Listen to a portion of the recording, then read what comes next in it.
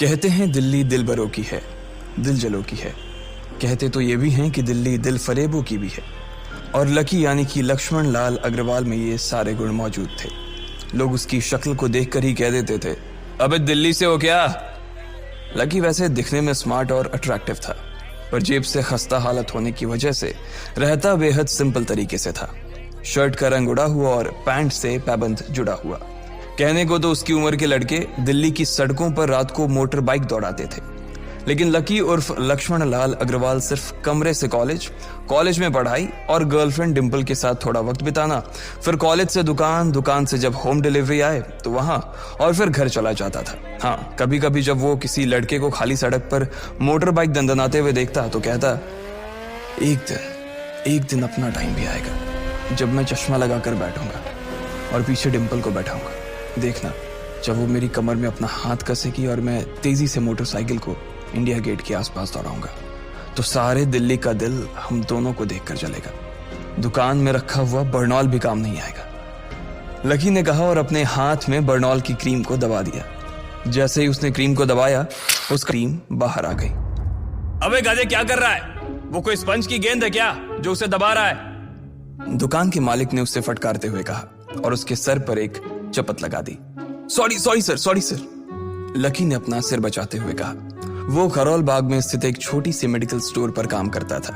उसकी दुकान का नाम था चमन मेडिकल स्टोर और उसके ओनर का नाम था चमन लाल। लकी पिछले 5 साल से इन्हीं की दुकान पर काम कर रहा था। यहाँ इस छोटी सी शॉप पर काम करना उसकी मजबूरी थी।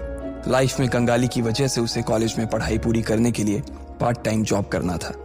उसने कई अच्छी जगह अच्छी तनख्वाह की नौकरी ढूंढी पर नहीं मिली और वो इस मेडिकल स्टोर पर ही अटक गया। गधे, अब इसके पैसे क्या तेरा बाप भरेगा? कटेगा। इसका पैसा भी तेरी तनख्वाह से कटेगा और एमआरपी से डबल रेट में कटेगा। चमन ने अपने दांतों को किचमिचाते हुए कहा। गुस्से की वजह से उसकी नाक फूल गई थी और लकी की सांसें। उसने घबराते हुए ओनर से पूछा, एमआरपी से डबल क्यों सर जी? ताकि अगली बार से ऐसी कोई हरकत करने से पहले तू डबल बार सोचे, चमन ने कहा और उसके हाथ से ट्यूब छीन ली। उसका जी तो चाह रहा था कि वो लकी की खोपड़ी पर एक और बार अपना हाथ साफ कर ले, लेकिन उससे पहले ही दुकान का फोन बजने लगा। फोन की घंटी बजते ही लकी को वहां से निकलने का मौका मिल गया और वो भागते हुए फोन उठाने के लिए चला गया। हेलो जी, करोल बाग के बेस्ट मेडिकल चमन मेडिकल स्टोर से बोल रहा हूं, बताइए क्या काम था? ये लकी की पेटेंट लाइन थी। चाहे कहीं से भी फोन आए, लेकिन उसे फोन पर बस यही बोलना था। जैसे ही इधर लकी ने अपनी बात कही, उधर से जवाब आया, मैं ब्लूमिंग नाइट होटल के कमरा नंबर 303 से बात कर रहा हूँ। एक छोटा सा ऑर्डर है, नोट करो और जल्दी से होटल पर डिलीवर करवा दो। वो एक लड़के की आवाज थी। उसकी आवाज में काफी भारीपन और एक अजीब सी जल्दबाजी थी। जैसे ही लकी ने वो आवाज सुनी, पता नहीं क्यों उसे वो आवाज जानी पहचानी सी लगी। जी सर, बताइए आपका क्या ऑर्डर है? हाँ तो लिखो, हार्ट प्ले के 2 पैकेट और 1 पैकेट टिश्यू। लकी, जो कि अपना पेन लेकर खड़ा था, हार्ट प्ले का नाम सुनते ही झिझक गया। असल में हार्ट प्ले नाम का एक कंडोम आता था और इसलिए उसका नाम सुनते ही लकी शर्मा गया था। इतने साल से भी मेडिकल की स्टोर पर काम करने के बाद उसे इन चीजों का नाम सुनने में शर्म आती थी। हेलो भाई, लिखा कि नहीं लिखा? उस आदमी ने फिर से लकी से पूछा। जी सर, लिख लिया सर, लिख लिया। लकी ने खिसिया कर हंसते हुए कहा। लिख लिया तो फिर लेकर निकल, उस लड़के ने कहा। उसकी आवाज सुनकर ना जाने ऐसा क्यों लग रहा था कि वो बहुत बड़ा आदमी था। जी सर, लेकिन सर बाहर तो बारिश हो रही है, लकी ने कहा। उसने देखा कि बाहर बहुत तेज बारिश हो रही थी। उनकी दुकान के सामने पानी भर गया था और तेज हवाओं की वजह से चमन मेडिकल स्टोर का बोर्ड भी गिर गया था। लकी को लग रहा था कि वो इतनी तेज बारिश में अभी एकदम से तो नहीं निकल पाएगा, तो उसने उस लड़के को समझाते हुए कहा, सर मैं ऑर्डर तो ले आऊंगा पर थोड़ा टाइम लग जाएगा, बारिश थोड़ी थम जाए। अब इससे पहले कि वो कुछ आगे बोल पाता, फोन पर लड़का बोल पड़ा। तुम्हारे मालिक को पता है कि तुम मल्होत्रा जी के लड़के को मना कर रहे हो? हाँ पता है, बारिश हो रही है, इसलिए सारा सामान अच्छे से थैली में पैक करके लाना और लेट नहीं होना चाहिए, समझे? उस लड़के ने कहा और इससे पहले कि लकी आगे कुछ कह पाता, उसने फोन काट दिया। उधर से लकी के दुकान का ओनर उसे घूर कर देखा जा रहा था। लकी के हाथ में पेन और पेपर देखकर ही वो समझ गया था कि उसके पास कोई ऑर्डर आया था। आज वैसे भी इतनी बरसात होने की वजह से सुबह से इक्का दुक्का ग्राहक ही दुकान पर आए थे। ऐसे में उसकी दुकान का मालिक एक भी ऑर्डर को छोड़ना नहीं चाहता था। वो लकी को देख रहा था और लकी बारिश की ओर देख रहा था। बारिश का बहाना नहीं चलेगा, जाना पड़ेगा, चमन लाल ने कहा। मैं बहाना नहीं कर रहा सर, थोड़ी बारिश धीमी हो जाए तो मैं चला जाऊंगा। अभी आप खुद ही देखिए कितनी तेज बारिश है। वो पता नहीं कोई मिस्टर मल्होत्रा का कोई बेटा कुछ ज्यादा ही जल्दी में था, मैं साइकिल से तो पहुंच नहीं पाऊंगा इतनी जल्दी। लकी ने उनकी ओर देखते हुए कहा। क्या कहा? मिस्टर मल्होत्रा जी का बेटा? तू मेरी दुकान बंद करवाएगा क्या? अभी क्या भी निकल उनका ऑर्डर लेके, वो हमारे बहुत पुराने कस्टमर है, चमन ने कहा। पर लकी ने कहा ही था कि चमन बोला। पर कुछ नहीं, तू मेरी मोटरसाइकिल ले जा, उसने गुस्से में कहा। अरे सर जी, 200 के ऑर्डर में मुश्किल से 40 रुपए बचेंगे, इससे 3 गुने का तो पेट्रोल ही लग जाएगा, और अगर गाड़ी रास्ते में बंद हो गई तो अलग से खर्चा, लकी ने समझाते हुए कहा। वो जानता था कि उसका मालिक इन सब बातों पर ध्यान नहीं देने वाला। चमन लाल बोला। कोई बात नहीं, तू जा, चाहे जो हो जाए ग्राहक नाराज नहीं होना चाहिए, और वैसे भी वो मल्होत्रा जी का बेटा है। चमन लाल ने मोटरसाइकिल की चाबी लकी की ओर उछालते हुए कहा। लकी ने चाबी ली। उसे देखकर उसके अंदर मिक्स फीलिंग आ गई। एक तो वो बहुत खुश हुआ कि बड़े दिनों बाद बाइक चलाने को मिलेगी, पर वहीं दूसरी तरफ दुखी इसलिए हुआ कि बाइक मिली भी तो ऐसी तेज बारिश में, अगर खराब हो गई तो इसकी चपत भी उसके सिर पर ही पड़ेगी। वो मुंह लटकाकर रेनकोट और हेलमेट पहनते हुए वहां से निकल गया। बाहर आकर बाइक को देखा तो लकी ने मन में सोचा, चलो ठीक है, जो होगा देखा जाएगा, कम से कम बाइक तो चलाने को मिल रही है। दरअसल लकी इतने साल काम करने के बाद भी अपने लिए एक मोटरसाइकिल नहीं ले पाया था। लकी की तनख्वाह ही इतनी भर थी कि सिर्फ उसके कमरे का किराया, उसकी साइकिल में डालने वाली हवा का खर्च, बिजली पानी का बिल और डिम्पल के साथ महीने में 1-2 बार बाहर खाने का खर्चा ही निकल पाता था। उसे डिम्पल की कही बात अक्सर याद आती थी। लकी, अगर अगले 2 महीने में तूने बाइक नहीं खरीदी ना तो मैं तेरे से ब्रेकअप कर लूंगी, देखना। असल में डिम्पल को लकी के साथ बाइक पर घूमने की बड़ी तमन्ना थी। लकी की इस उजाड़ जिंदगी में एक वही तो थी जिसके लिए जिंदा रहने को उसका जी चाहता था। जब भी वो उससे बाइक की बात करती तो लकी डिम्पल की इस बात को हंस कर टाल देता था।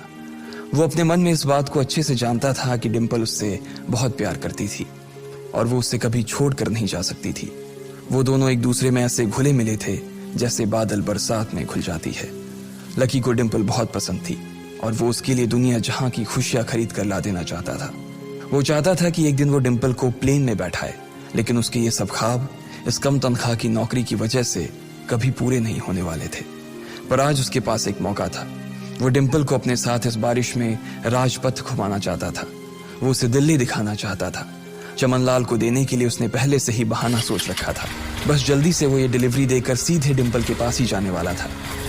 उसने होटल ब्लूमिंग नाइट के बाहर मोटर बाइक पार्क की और सीधे होटल के अंदर चला गया।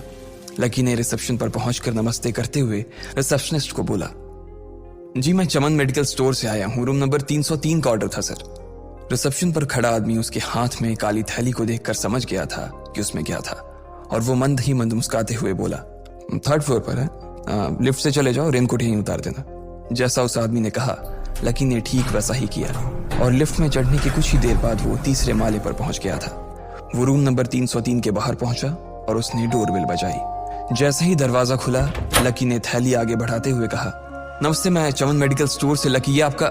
इससे पहले कि लकी आगे कुछ कह पाता उसकी आंखें फटी की फटी रह गई थी। उसने अपने सामने जो देखा उसके बाद उसे ऐसा लगा कि बंद छत के नीचे भी उसके ऊपर आसमान से आकर एक जोरदार बिजली गिर गई थी।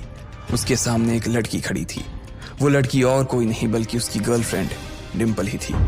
उसने एक पर्पल कलर का नाइट गाउन पहन रखा था। उसके काले घने बाल गीले थे और उसने उन्हें अपने कंधे पर फैला रखा था। उसकी खुशबू से ही ये चीज साफ पता चल रही थी कि वो अभी अभी नहा कर आई थी। डिम्पल, तुम यहाँ क्या कर रही हो? लकी को अपनी आंखों पर विश्वास ही नहीं हो रहा था। उसने 2 बार अपनी पलकें झपका कर देखा, लेकिन दोनों बार ही उसे अपने सामने डिम्पल ही नजर आई। तुम यहाँ क्या मेरा पीछा करते हुए आए हो लकी? डिम्पल ने उल्टा उसी के ऊपर पलटवार करते हुए कहा। लकी को देखकर उसके दिल की धड़कन भी तेज हो गई थी। उसे उम्मीद नहीं थी कि लकी यहाँ आ जाएगा। उसने ना तो सुबह से उसे फोन किया था और ना ही उसके मैसेज का कोई जवाब दिया था। वो अपने मन में सोचकर बैठी थी कि वो अगले दिन खुद ही उससे मिलकर बोल देगी कि उसकी तबीयत खराब थी। डिम्पल बेबी, क्या हो गया? किससे बात कर रही हो? अचानक से एक गबरू जवान सा लड़का दरवाजे के पास आकर खड़ा हो गया था। उसने बनियान पहन रखी थी। लकी उसे पहचान गया था। साले राहुल के बच्चे, तेरी हिम्मत कैसे हुई मेरी डिम्पल को हाथ लगाने की? लकी ने जैसे ही राहुल को देखा उसके तन बदन में मानो आग सी लग गई थी। वो उसे इस वक्त इतना बुरा मारना चाहता था, इतना बुरा पीटना चाहता था जिसकी कोई हद सीमा नहीं थी।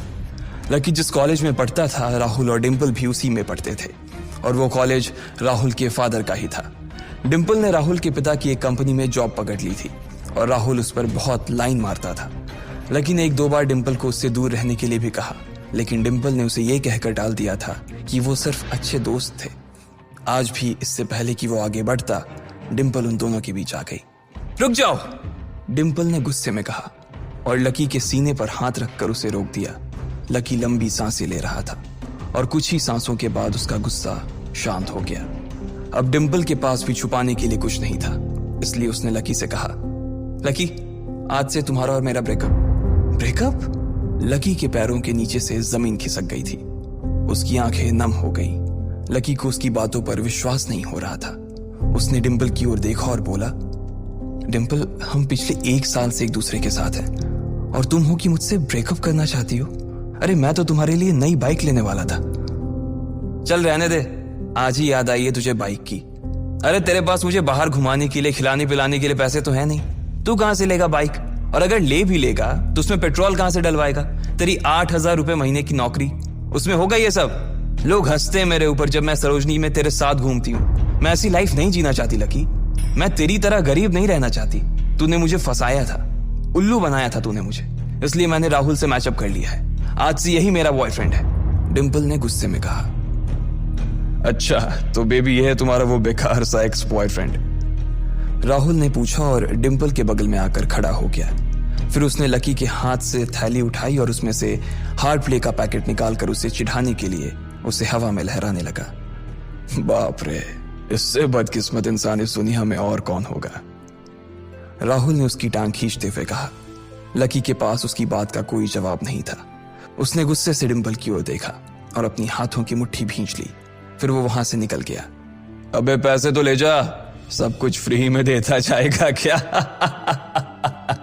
राहुल ने जोर से ठहाके लगाते हुए कहा, लेकिन लकी बिना उसकी बात सुनते ही निकल गया। उसके दिमाग में डिंपल के कहे शब्द गूंज रहे थे।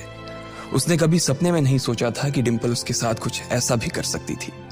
जिस इंसान के लिए वो इतना कुछ करना चाह रहा था, उसे उसकी कोई कदर ही नहीं थी। लकी इतना हताश हो गया था कि बुरी तरह से रोने लगा। इस बार वो लिफ्ट से नहीं बल्कि सीढ़ियों से नीचे उतरा और एक ही एक सीढ़ी उतरने के साथ उसके आंसू आंखों से छलकते जा रहे थे। जब उसकी आवाज सुनकर कुछ लोग अपने कमरे से बाहर आए तो लकी ने तुरंत अपने आंसू पोंछे और तेजी से वहां से भाग गया। उसे जिंदगी में पहली बार प्यार हुआ था और पैसों की कमी की वजह से ना सिर्फ उसका प्यार बल्कि उसकी पूरी जिंदगी बर्बाद हो गई थी। लकी जैसे ही बाहर आया तो उसने देखा कि बाहर अंधेरा हो गया था। आसमान में तेज बिजली कड़की और बारिश जो थमी थी एकाएक फिर से झमाझम बरसने लगी। ये देख लकी के थमे हुए आंसू एक बार फिर से छलक गए। उसका दिल बुरी तरह से टूट चुका था, लेकिन उसे इस बात की खुशी भी हो रही थी। आखिर आज उसे डिंपल का असली चेहरा नजर आ गया था। वो तो उसके साथ घर बसाने की सोच रहा था, लेकिन अच्छा हुआ कि उसने पहले ही उसका घर बर्बाद होने से बचा लिया। लकी को दुख तो बहुत हो रहा था, पर उसे यह भी लग रहा था कि उसे आगे चलकर यही दुख उसे खुशी देने वाला था। लेकिन एक चीज थी जो लकी को परेशान कर रही थी, वो थी उसकी माली हालत। उसकी जेब इतनी तंग थी कि उसे फटी हुई जेब की पैंट पहनकर घूमना पड़ता था। कभी कभी तो लकी सिर्फ रोटी खाकर दिन काट लेता था। वो कब से कोशिश कर रहा था कि कोई अच्छा काम पकड़ सके, लेकिन उसे कोई काम देने को राजी नहीं था। उसने टूटे हुए दिल को दिलासा देते हुए मन में सोचा कि डिंपल पर खर्च होने वाले पैसे बच जाने से शायद उसके हालत सुधर जाएंगे, पर फिर भी वो रातों रात रईस नहीं हो जाने वाला था। उसने ऊपर आसमान की ओर देखा और जोर से चिल्लाया, अगर इतना ही अनलकी बनाना था तो फिर नाम लकी क्यों रखा भगवान? वो जितनी जोर से चिल्ला सकता था उतनी जोर से चिल्लाया। उसकी आवाज से आसपास खड़े लोग एक बार तो डर गए थे। लकी ऊपर ही देख रहा था और उसके आंसू बारिश के पानी के साथ मिल गए थे। जैसे ही वो फूट कर रोने को था, तभी उसके फोन पर एक मैसेज आया। जैसे ही लकी ने अपना फोन निकालकर उस मैसेज को पढ़ना शुरू किया, उसकी तो आंखें ही चमक गई। अचानक उसके आंसू हंसी में बदल गए और वो जोर जोर से वहीं सड़क पर नाचने लगा। उस मैसेज में लिखा था, परिवार की रिसर्च और परिवार के निर्णय के हिसाब से अग्रवाल परिवार का वारिस लक्ष्मण लाल अग्रवाल उर्फ लकी ने गरीबी अभ्यास की परीक्षा को पास कर लिया है और आज से ही वो उस जमीन और उस जायदाद का मालिक हो जाएगा जो परिवार ने उसके नाम कर रखी थी। ये एक ऐसा मैसेज था आखिर कौन था लकी, क्या थी उसकी असलियत, और वो कैसे रातों रात ही अनलकी से लकी हो गया।